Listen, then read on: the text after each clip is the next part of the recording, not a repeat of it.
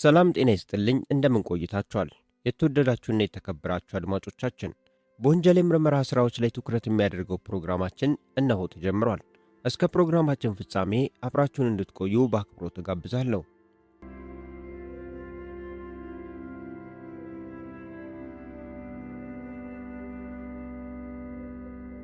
ለዛሬ የያዝነው የወንጀል ታሪክ ርዕሳችን የወርቅነሽ ሕልም ይሰኛል።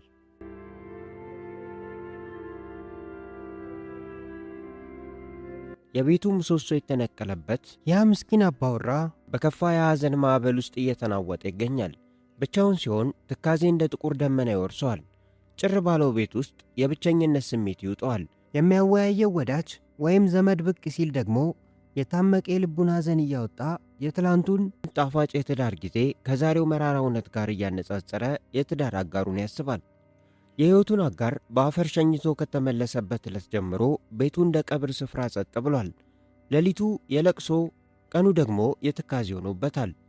ከሁሉ በላይ ግን እንቅልፍ የሚነሳውና ልቡን የሚበላው እናት ያጡት የልጆቹ ዕጣ ፈንታና እንደ በረዶ የቀዘቀዘው ጎጆው ጉዳይ ነው።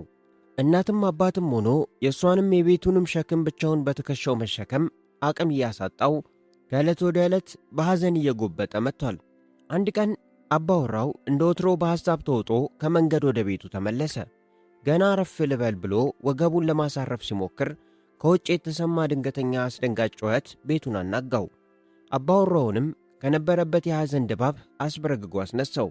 ከልጆቹ አንዷ በጓሮ እየተጫወተች እንደነበር ልቡ ያውቃል። ሌሎቹም ቢሆኑ ከቅርብ ርቀት አራቁም ነበር። ነገር ግን ይህ ጩኸት የሰላም አልነበረም።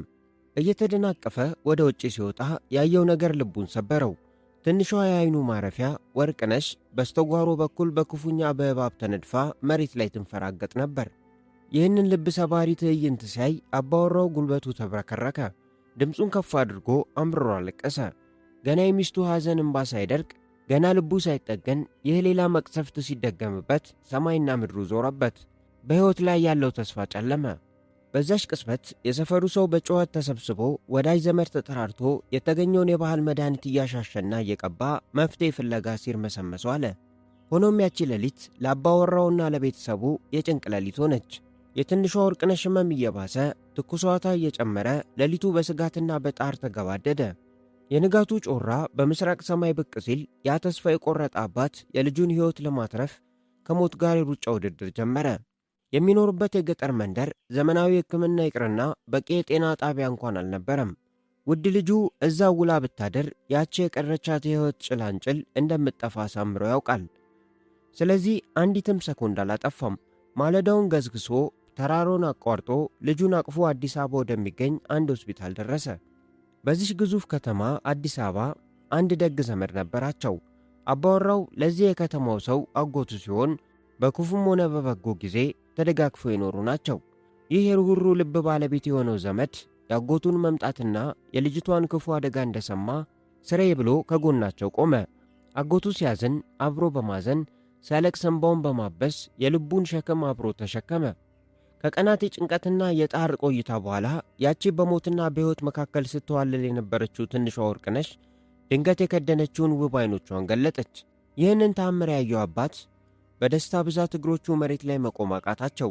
የሐዘኑ እንባ በደስታ እንባ ተተክቶ አንጋጦ ፈጣሪውን አመሰገነ። የአጎቱን ወደር የለሽ ደስታና የሕፃኗን ከሞት አፍ መመለስ ያስተዋለው ያ ደግ ዘመድም ስሜቱን መቆጣጠር አቅቶት አብሮት አነባ። ቀኖች ነጎዱ። ሕፃኗ እያገገመች ስትመጣ አባወራው ያንን የተዘጋ ጎጆውን አስቦ ወደ ገጠር ሊመለስ ጓዙን ጠቀለለ። ይሁን እንጂ ዘመዱ በልቡ ውስጥ ሌላ ትልቅ ሐሳብ ሲያብላላ ነበር። አጎቱ እንግድነት ጨርሶ ሊሰናበት ሲል ያንን በልቡ የቋጠረውን ሐሳብ አወጣው። ይቺን ልጅ ወደ ገጠር አትመልሳት፣ እኔው ዘንድ ትቀመጥ። እንደ ገዛ ልጅ አድርጌ አስተምሬ ለቁም ነገር አበቃታለሁ ሲል ቃሉን ሰጠ። ይህን ያባወራው ድርቅ ብለው ቀሩ። ውስጣቸው በሐሳብ ማዕበል ተናወጠ። የሞት ልጃቸውን የዓይናቸውን ማረፊያ ጥለው መሄድ ቢያንገበግባቸውም ለጊዜው ዝምታ መረጡ። ነገር ግን የልጅቷን የነገ ብሩህ ተስፋ በምናባቸው ሳሉ። ተምራ አድጋና ለትልቅ ማዕረግ በቅታ ሲያዩ ገጽታቸው በፈገግታ በራ። አዎ ልጃቸው ከተማ ቀርታ ብትማር ለእሷ የተሻለ መሆኑ አብዝቶ ታያቸው። በመጨረሻም ያቺን የ10 ዓመት ልጃቸውን በእንባና በጸሎት አደራ አስረክበው ብቻቸውን ወደ አገር ቤት ሊመለሱ ከልባቸው ተስማሙ። አሁን ትንሿ ወርቅነሽ በአዲስ አበባ አዲስ ሕይወትን አዲስ ምዕራፏን ጀምራለች። ያ ያደገችበት የገጠሩ አኗኗር ተቀይሮ የከተማው ሕይወት ልቧን በሐሴት ሞልቶታል። ያ ያደፉት የገጠር አልባሶቿ በሚያምሩ የከተማ ልብሶች ተቀይሯል። ከከተማ እኩዮቿ ጋር አብባና ደምቃ መታየት ጀምራለች። እባብ ነድፏት በሕመም የከረመው አካሏ ሙሉ በሙሉ ሲያገግም በልጅነት ፊቷ ላይ የደስታ ጮራ ፈነጠቀ። አጎቴ እያለች የምትጠራው አሳዳጊዋ ያን ለአባቷ የገባውን ቃል አልካደውም። አዲሱ የትምህርት ዘመን ሲጠባ ወርቅነሽን ወደ ትምህርት ቤት ወስዶ አስመዘገባት። ቀለም ቆጥራ ፊደል ገብቷት እንድታድግ መንገዱን ጠረገላት። ወርቅነሽ ትምህርት ቤት እንደምትገባ ስታውቅ ደስታዋ ጣሪያ ነካ። የነገውን ብሩህና የተቃና ሕይወት እያሰበች እንደ ልጅነቷ ቦረቀች፣ ዘለለች። መጪ ዘመኗንም በፈገግታ ተቀበለች።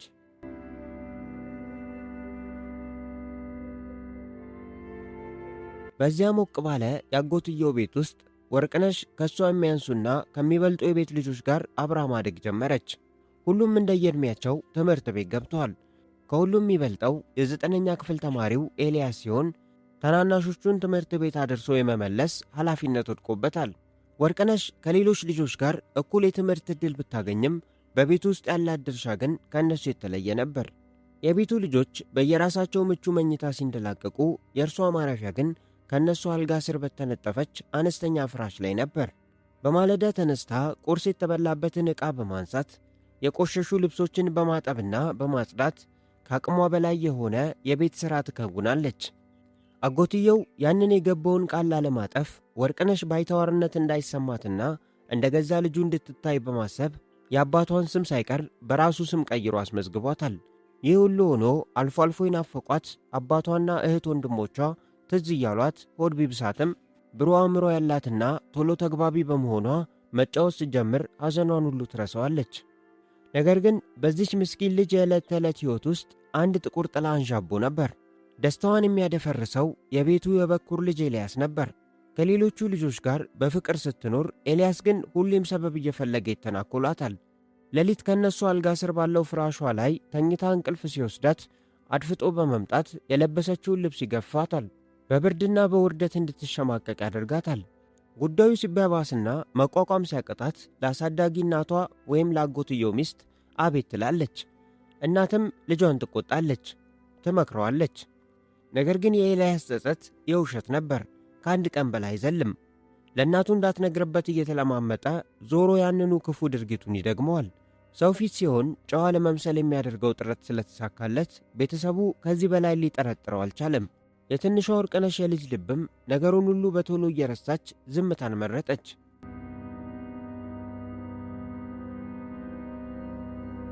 ጊዜው ነግዷል። ቀኑ ታኅሳስ 12 ቀን 2005 ዓ.ም ነው። በዚህች ዕለት ማለዳ ሁሉም እንደየወትሮው ወደ የተሰማራበት ሄዷል። አባወራውና እማወራዋ ለሥራ ከቤት ሲወጡ ወርቅነሽ ተከትላ ወጥታ የግቢውን በር ቆልፋ ተመለሰች። ረፈድ ሲል ደግሞ ታናናሾቹን በእጁ የያዘው ኤልያስ ትምህርት ቤት ሊያደርሳቸው ከግቢው ወጣ። ቤቱ ጸጥ አለ። ከእንቅልፏ በማለዳ የተነሳቸው ወርቅነሽ የጠዋት ቁርስ ዕቃዎችን ሰብስባ በማንሳት ቀሪ ቤት ውስጥ ሥራዋን በብቸኝነት ተያዘችው። ድንገት ጭር ባለው ግቢ ውስጥ ከወደ ውጭ በኩል የኮቴ ድምፅ ተሰማ። ወርቅነሽ የጀመረችውን ሥራ አቁማ ጆሮዋን ቀስራ አዳመጠች። ያ ድምፅ የማን እንደሆነ ለመለየት ጊዜ አልፈጀባትም። የኤልያስ ኮቴ ነበር። ትምህርት ቤት የሄደው ኤልያስ ባልተጠበቀው ሰዓት ሲመለስ ልቧ በድንጋጤ ክው ብሎ ቆመ። ቀጥሎ ምን ሊፈጠር እንደሚችል እያሰበች በነበረችበት ስፍራ በስጋት አደባች። ኤልያስ ታናናሾቹን ትምህርት ቤት አድርሶ ወደ ግቢው ተመለሰ። በሩን ከፍቶ ወዳለችበት ሲዘልቅ በእጁ የአባቱን ጅንስ ሱሪ አንጠልጥሏል። ወርቅነሽ የኮቴውን ባለቤት ስታይ ቀና ብላ ተመለከተችው። ፊቱ ላይ ከወትሮ የተለየ ለማንበብ የሚከብድ እንግዳ ገጽታ ይታይበታል። ሱሪውን አገላብጦ ኪሶቹን ከፈተሸ በኋላ እንድታጥብለት አዘዛት። ምስኪና ወርቅነሽ ሌሎች የተደራረቡ የቤት ሥራዎች ቢጠብቋትም የእሱን ትእዛዝ እምቢ የማለት አቅም አልነበራትም። ትእዛዙን ሰጥቷት ወደ ውስጥ ገባና የለበሰውን ቀይሮ በእጀ ጉርድ ካኔተራና በቁምጣ ተመለሰ። ጫማውንም አውልቆ ቀይሯል። ወርቅነሽ ሱሪውን ተቀብላ ወደ ማጠቢያው ስፍራ ስታመራ እሱ ባለበት ቆሞ በዐይኖቹ እንደ አሞራ ይከተላት ጀመር። እርሷም የፊቱ ገጽታ ትንሽ ፈገግ ያለ ስለመሰላት ያንን አስፈሪ ዝምታ ሰብራ ልታባብለው ሞከረች። ገና ባልጠነከሩ ቀጫጫ ክንዶቿ ጅንሱን በሳሙና እያሸች ጨዋታ ጀመረች። ያልተሸፈነውን ክንዱን አይታ እጁን እንዲህ አጋልጦ አይተው ስለማታቅ ግርምቷን አልደበቀችም። ደጋግማ ስታየው ደግሞ ሳሎን ውስጥ ባለው ፎቶ አልበም ላይ ካየችው የአባቱ የልጅነት ፎቶ ጋር አንድ አይነት ሆኖ እንዳገኘችው በየዋህነት ነገረችው። ኤልያስ ግን ይህ የወርቅነሽ ጨዋታ የተመቸው መስሎ ታየ። ያጠበችውን አስታ ሲጨርስ ያየችውን ፎቶ እንድታሳየው ጠየቃት። ወርቅነሽ በዚህ ሁኔታ መግባባታቸው አስደስቷት ፎቶውን ልታሳየው በፈገግታ ወደ ውስጥ ገባች። እሱም የዋውን በግ በቅርበት እንደሚከተል አውሬ ከኋላዋ ተከተላት። ወርቅነሽ ሳሎን ገብታ አልበሙን መፈለግ ጀመረች። ቀድሞ ከምታውቅበት ቦታ ስታጣው ቡፌ ላይ ሊሆን እንደሚችል ገመተች። ቁመቷ ስለማይደርስ ወንበር ስባ በመውጣት ተንጠራርታ አልበሙን አወረደች። ከእጇ እንደገባ ገልጹን እያገላበጠች ያንን ፎቶ በሙሉ ትኩረት መፈለግ ያዘች። ለኤልያስ ግን የፎቶግራፉ ጉዳይ ቅንጣት ታክል አላሳሰበውም። ከጀርባ ቆሞ የሚያያት በወንድምነት ዓይን አልነበረም። ታዳጊ ሕፃን መሆኗ፣ በአባቱ ስም ማደጓ፣ የቤቷ አደራ መሆኗ ከክፉ ሐሳቡ አላገደውም። ዛሬ ያሰበውን መፈጸም እንዳለበት ለራሱ ነግሮታል። እርሷ ፎቶ በመፈለግ ትኩረት ውስጥ መሆኗ የሁኔታውን መቀየርና የተደገሰላትን ጥፋት እንድታስተውል አላደረጋትም። የኤልያስ ዓይኖች ሳሎን ውስጥ በተቀመጠ ጥቅል ድፍን ሶፍት ላይ አረፈ። የሶፍቱን እሽግ ቀዶ በእጁ መዳፍ ላይ ወፍራም አድርጎ መጠቅለል ጀመረ። ወርቅነሽ ፎቶውን ፈልጋ ስታጣ ስባ ያመጣችውን ወንበር ወደ ቦታው መልሳ ዞራ ወደ ጓሮ ልታመራ ስትል ድንገት በሶፍት የተጠቀለለው የኤልያስ ግዙፍ እጅ አፏና አፍንጫዋ ላይ አረፈ። ትንፋሿ ተቋረጠ። የሞት ሽረት ትግል ጀመረች። ምስኪኗ እጆቿ የኤልያስን ብርቱ ክንድ ለማስለቀቅ ቢቧጭሩም ቢታገሉም አቅም አጠራት። ያለምንም ርኅራኄ ግጥም አድርገው የያዟት እጆች አየር ነፈጓት። ቀስ በቀስ የዐይን ብርሃኗ እየፈዘዘ የሰውነት አቅሟ እየተዳከመ መጣ። በመጨረሻም ራሷን ስታ በዛች ቀዝቃዛ ወለል ላይ ተዘረረች። ኤልያስ ያሰበው በቀላሉ ሳይሳካ ቀርቶ ልጅቷ እጁ ላይ ስትዝለፈለፍ ያልጠበቀው ድንጋጤ ውስጥ ወደቀ። አንዲት ትንሽ ሕፃን እንዲህ በቶሎ አቅም ታጣለች ብሎ አልገመተም ነበር። አሁን የተፈጠረውን ነገር ለማስተካከልና ጉዱ እንዳይፈላበት መረጋጋት እንዳለበት ለራሱ ነገረው። በድንጋጤ ከወደቀችበት አንስቶ ወደ ልብስ ማጠቢያው ገንዳ ወሰዳትና ቀዝቃዛ ውሃ ፊቷ ላይ አፈሰሰባት። የውሃው ቅዝቃዜ ሰውነቷን ሲያቀዘቅዘው የከደነችውን ዓይኖቿን በድንጋጤ ገለጠች። ፊት ለፊቷ ያየችው ግን ያንን ክፉ አውሬ ነበር። ራሷን ከመሳቷ በፊት የነበረው አስፈሪ ትዕይንት ሕሊናዋ ላይ ድቅን ሲልባት ድርጊቱን ተቃውማ አምርራ አለቀሰች። በጭንቀት ጮኸች። ኤልያስ ግን ምንም እንዳልተፈጠረና ሊረዳት እንደሞከረ ሰው ለማስመሰል እየሞከረ እያባበለ ወደ ሳሎን ወስዶ ሶፋ ላይ እንድታርፍ ደገፋት። ወርቅነሽ በውሃ የራሰውን ልብሷን እያየች ራሷን እየዳበሰች በከፍተኛ ፍርሃት ትንቀጠቀጥ ጀመር። ገና ከሳሎኑ ሶፋ ላይ እንደተቀመጠች ቀሪ ጉልበቷ ከድቷት ሰውነቷ ዝሎ አቅም አጠራት። የልጅቷን ክፉኛ መዳከም ያስተዋለው ኤልያስ እዛው ሳሎን ትቷት ወደ መኝታ ክፍሏ አመራ። ከጥቂት ደቂቃዎች በኋላ ሲመለስ ሁኔታዎች አልተቀየሩም። ወርቅነሽ አሁንም በድካምና በድንጋጤ ውስጥ ሆና መንቀሳቀስ አቅቷታል። ይህ አጋጣሚ ለኤልያስ ሌላ ክፉ ሐሳብ አጫረበት። የጀመረውን የጭካኔ ድርጊት ዳር ለማድረስ ከዚህ የተሻለ ቀን እንደማያገኝ አረጋገጠ። በድካም ዝላ ወደ ወደቀችበት ሶፋ ተጠግቶ የለበሰችውን ልብስ በጉልበት ለማውለቅ መታገል ጀመረ። ወርቅነሽ የነገሩን አሰቃቂነት ስትረዳ ያንን ግዙፍ ሰውነት ለመቋቋም በድንጋጤ ለመነሳት የመጨረሻዋን አቅም አሰባስባ ታገለች። ነገር ግን በፈርጣማ እጆቹ በኃይል ገፍቶ መለሳት። ሰውነቷን እየነካካና እየሳመ ምንም በማታውቀው የልጅነት ዓለም ውስጥ ሊያባብላትና ሐሳቡን ሊፈጽም ሞከረ። እሷ ግን እንደሚያስበው በቀላሉ እጅ አልሰጠችም። እያለቀሰች እየጮኸችና መላ አቅሟን አሟጣ እየታገለች ስትበረታበት ያለምንም ርኅራኄ አፏን ሸፍኖ ትንፋሽ አሳጣት። በመጨረሻም በዚህ ጭር ባለቤት ውስጥ አቅም አልባዋን ምስኪን ሕፃን እንዳሻው አድርጎ ያንን አሰቃቂና የጭካኔ ፍላጎቱን ፈጸመ።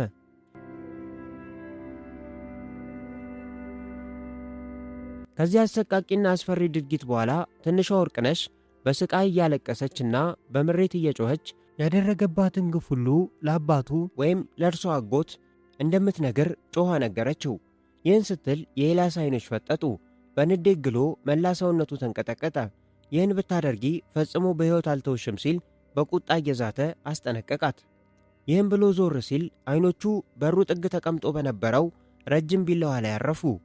አንዳች ርኅራኄ ያልፈጠረበት ያ ጭካኔ የሞላበት ልብ ቢላውን ሲያነሳ ቅንጣት ታክል አላመነታም። በንዴት ተራምዶ በዛች ምስኪን ሕፃን አንገት ላይ ያሳረፈው። ትኩስ ደም መላ አካሏን አልፎ ልብሷን ሲያርደው አጠገቧ ተንበርክኮ ትንፋሿን አዳመጠ።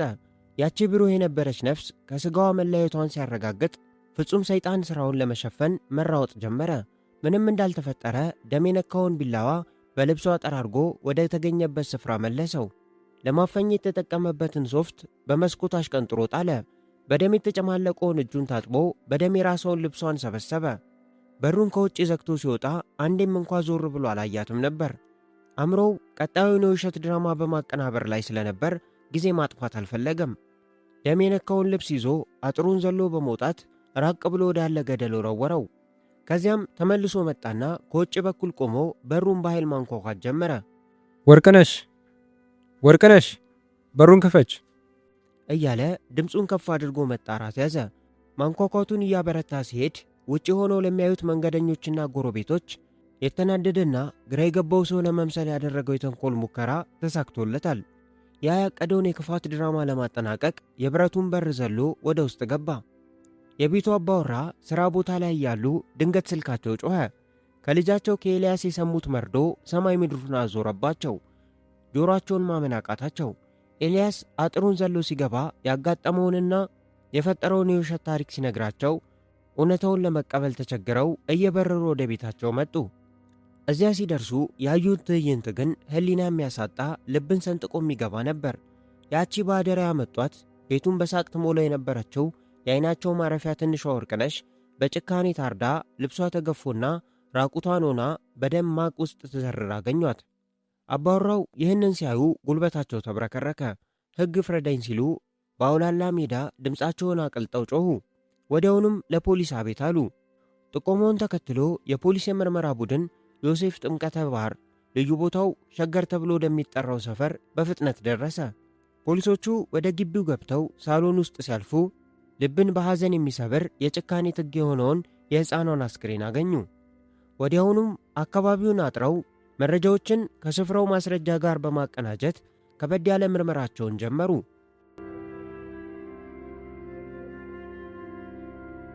በወንጀል ስፍራው የተገኙት አሻራዎች፣ የነገሮች መዘበራረቅና የሁኔታዎች ቅደም ተከተል የፖሊስን ትኩረት ወደ አንድ አቅጣጫ ብቻ መራው፣ ወደ ኤልያስ። የተፈጠረውን አሳዛኝ ክስተት ከኤልያስ ውጪ ሊፈጽመው የሚችል ሌላ ተጠርጣሪ በስፍራው ባለመገኘቱ ፖሊስ ለተጨማሪ ምርመራ በሚል ኤልያስን በቁጥጥር ስር አውሎ ወደ ማረፊያ ቤት ይዞት አመራ። አሁን ትክክለኛውና ሳይንሳዊ የፖሊስ ምርመራ ተጀምሯል። የምርመራው ሂደት በምክትል ሳጅን መንግስቱ ታደሰ መሪነት በከፍተኛ ጥንቃቄና በብቃት እየተከናወነ ይገኛል። ለዚህ ዘግናኝ ወንጀል በመዝገብ ቁጥር 484 ህዝባር 05 የተከፈተ ልዩ ፋይል ተዘጋጀ። እያንዳንዱ ወሳኝ ማስረጃ በሰነዱ ላይ በዝርዝር መስፈር ጀመረ። በምርመራው ክፍል ውስጥ ኤልያስ መጀመሪያ ላይ ያቀናበረውን የውሸት ድራማ እውነት ለማስመሰል ያልቆፈረው ጉድጓድ አልነበረም። ከፖሊስ ለሚቀርብለት ጥያቄ ሁሉ ምንም እንዳልተፈጠረና ከድርጊቱ ነፃ እንደሆነ አድርጎ ራሱን ለማቅረብ ሞከረ። የሰለጠኑት መርማሪዎች ፊት ቆሞ ቃሉን ሳያዛንፍና ሳይንተባተብ ለመመለስ ያደረገው ጥረት ለጥቂት ጊዜ አሳማኝ መስሎ ነበር። ነገር ግን የንጹሐን ደም በከንቱ ፈሶ አይቀርምና መርማሪዎቹ ያቀረቡለትን ተከታታይ የቴክኒክና የሁኔታ ማስረጃዎች ማስተባበል አቃተው። በራሱ የውሸት ቃላት እየተጠመደ የማምለጫ ቀዳዳዎቹ አንድ በአንድ ሲዘጉበት ያለብሱት የነበረው የንጹሐን ካባ ተገፈፈ። በመጨረሻም ማለፊያ እንደሌለውና እውነቱ አደባባይ መውጣቱን ሲረዳ አገጩን ጥሎ ያንን አሰቃቂና ጭካኔ የተሞላበት ወንጀል ራሱ መፈጸሙን በገዛ አንደበቱ አምኖ በፊርማው አረጋገጠ። ፖሊስም ይህንን የእምነት ቃልና በስፍራው የተሰበሰቡትን በቂና የማይካዱ ማስረጃዎች በአንድ ላይ አጠናክሮ ተከሳሹ በፈጸመው ወንጀል ልክ ፍርዱን እንዲያገኝ ሲል ፋይሉን ወደ አቃቢ ሕግ አስተላለፈ።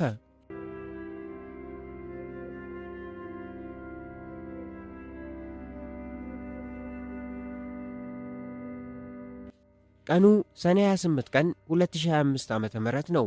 የፌዴራል ከፍተኛ ፍርድ ቤት ልደታ ምድብ ችሎት ማረፊያው በሰው ተጨናንቋል። አየሩ በከባድ ትካዜና በዝምታ ተውጧል። በቀኝ ጥግ ወንበር ላይ ያ ከገጠር የመጣው ምስኪን አባት ተቀምጧል። የሐዘን ብዛት ፊቱን አልቦታል። የዓይኑ ማረፊያ የሆነችው የትንሿ ልጁ አሰቃቂ ሞት በሕይወት ያለ በድን አድርጎታል። በሌላ በኩል ደግሞ ያ ደግ ዘመድ ወይም የኤልያስ አባት ራሱን አቀርቅሮ በኀፍረትና በጸጸት ይንገበገባል። በአንድ በኩል የበኩር ልጁ ኤልያስ ገዳይ ሆኖ በካቴና ታስሮ ከፊቱ ቆሟል። በሌላ በኩል ባደራ ያመጣት እንደ ልጅ አሳድጋታለሁ ብሎ ቃል የገባላት ምስኪን የወንድሙ ልጅ በገዛ ቤቱ በጭካኔ ታርዳለች። ኤልያስ በፖሊሶች ታጅቦ ወደ ችሎቱ ሲገባ አቀርቅሮ ተሸማቆና በድንጋጤ ተውጦ ነበር። ሦስቱ ዳኞች ወደ ችሎት ገብተው ቦታቸውን ሲይዙ ጸጥታ ሰፈነ። ከወራት የችሎት ክርክር፣ ማስረጃዎች፣ ምርመራና ሂደት በኋላ ፍርድ ቤቱ የመጨረሻውን የቅጣት ውሳኔ ሊያነብ ነው።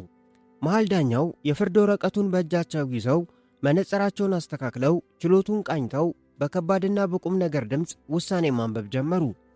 ተከሳሽ ኤልያስ አሉ ዳኛው ዐይናቸውን ቀጥታ ወደ እሱ ተክለው፣ የፈጸምከው ወንጀል አሰቃቂና የጭካኔ ጥግ መሆኑ በአቃቢ ሕግ በማያሻማ ሁኔታ ተረጋግጧል። ባደራ የመጣችን አንዲት የ10 ዓመት ታዳጊ ሕፃን በአሰቃቂ ሁኔታ አስገድዶ መድፈርና ሕይወቷን በጭካኔ ማጥፋት ሕሊናን የሚዘገንን ሰብአዊነትን ያፈነገጠ የክፋት ጥግ ነው። ዳኛው ንግግራቸውን ቀጠሉ። ፍርድ ቤቱ የቅጣት መጠኑን ከመወሰኑ በፊት የዕድሜህን ሁኔታ በጥልቀት መርምሯል። ወንጀሉን በፈጸምክበት ወቅት ዕድሜህ 16 ዓመት በመሆኑ በኢፌዴሪ የወንጀል ሕግ አንቀጽ 56 ሕዝባር 1 መሠረት ከ15 ዓመት እስከ 18 ዓመት ባለው የዕድሜ ክልል ውስጥ ስለምትገኝ በመደበኛው የወንጀል ሕግ ድንጋጌዎች ተጠያቂ ትሆናለህ። ነገር ግን ወንጀሉን በፈጸምክበት ጊዜ ዕድሜ ከ18 ዓመት በታች በመሆኑ ሕጉ በአንቀጽ 176 መሠረት ፍርድ ቤቱ የዕድሜ ልክ እስራት እንዳይወስንብህ ይከላከላል። በችሎቱ ውስጥ የነበረው ሰው ትንፋሹን ውጦ ያዳምጣል። የሟች አባት እንባ በጉንጫቸው ላይ ይፈሳል። ይሁን እንጂ አሉ ዳኛው ድምፃቸውን ከፍ አድርገው፣ የድርጊትህን አሰቃቂነት፣ ያሳየኸውን ርኅራኄ የለሽ ጭካኔና አደገኛነት በማመዛዘን ፍርድ ቤቱ የዕድሜ ማቅለያ ሊደረግልህ አይገባም ብሎ በጽኑ አምኗል። ምንም እንኳን ሕጉ ከዕድሜ ልክ እስር ቅጣት ቢያተርፍም ኅብረተሰቡን ካንተ መሰል አደገኛ አጥፊ መጠበቅ የሕግና የፍትሕ ግዴታ ነው። ስለሆነም ፍርድ ቤቱ በሕጉ ከተቀመጠው ለእስራት ሊሰጥ የሚችለውን ከፍተኛውን የቅጣት ጣሪያ በመውሰድ ተከሳሽ ኤልያስ በ25 ዓመት ጽኑ እስራት እንዲቀጣ በአንድ ድምፅ ወስኗል። የሕግ መዶሻው ጠዋ ብሎ ጠረጴዛው ላይ አረፈ። በችሎቱ ውስጥ የለቅሶ የውካታና የከባድ ትንፋሽ ድምፆች ተቀላቀሉ። ኤልያስ የቅጣቱን ርዝማኔ ሲሰማ እግሮቹ ተብረክርከው መሬት ላይ ተደፉ። ያ በወጣትነት ደሞ የፈጸመው የጭካኔ ድርጊት ዛሬ ዋጋውን አስከፈለው። ሙሉ የወጣትነትና የጎልማሳነት ዘመኑን በጨለማ የእስር ቤት ግድግዳዎች መሃል ሊገፋ ከኅብረተሰቡ ተነጥሎ በሕግ በትር ስር ወደ ማረሚያ ቤት ወረደ። የኤልያስ አባትና እናት አንገታቸውን ደፍተው በልጃቸው እፍረትና በወንድማቸው ልጅ ሞት ሐዘን ተሰባብረው ከችሎት ወጡ። የልጃቸው ጓዳ ባዶ ሆኗል። የሕሊና ዕዳቸው ደግሞ እስከ ዕለት ሞታቸው የሚሸከሙት የትከሻ ላይ ተራራ ሆኖባቸዋል። ያ ምስኪን የገጠር አባወራ ግን በልጁ ገዳይ ላይ ፍርድ መሰጠቱና የሕግ ፍትሕ ማግኘቱ የተሰበረ ልቡን ሙሉ በሙሉ ሊጠግንነት አልቻለም። የልጁን ፎቶግራፍ በደረቱ አቅፎ የሕይወቱን የመጨረሻ ተስፋ በከተማው አፈር ውስጥ ጥሎ ለመሄድ ልቡ አልፈቀደለትም። ይልቁንም የልጁን አስክሬን እንደ ውድ አደራ ተረክቦ ረጅምና አድካሚ የሆነውን መንገድ አቋርጦ ወደ ትውልድ ቀዬው ተመለሰ። በመጨረሻም ልጁን በአባቶቹ መቃብር አቅራቢያ በቤቱ አፈር ላይ አሳረፈው። በገዛ እጁ የመጨረሻውን የክብር ስንብት ሲያደርግ የልጁን መቃብር በዙሪያው ካሉ የቤተሰቦቹ መቃብሮች ጋር ማየቱ የፍትሕ ውሳኔ ሊሰጠው ያልቻለውን የውስጥ እፎይታ ሰጠው። ምንም እንኳን የልቡ ስብራት የማይጠገም ቢሆንም ልጁን ወደ ቤቱ መመለሱ የነፍሱን ትኩሳት በትንሹ ቀነሰለት።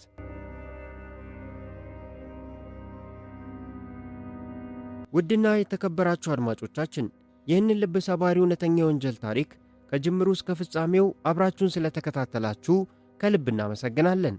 ለዛሬ ያዘጋጀነው የወንጀል ምርመራ ፕሮግራማችን በዚህ ተጠናቋል። በቀጣይ በሌላ የወንጀል ታሪክ እስከምንገናኝ ድረስ ቸር ቆዩ።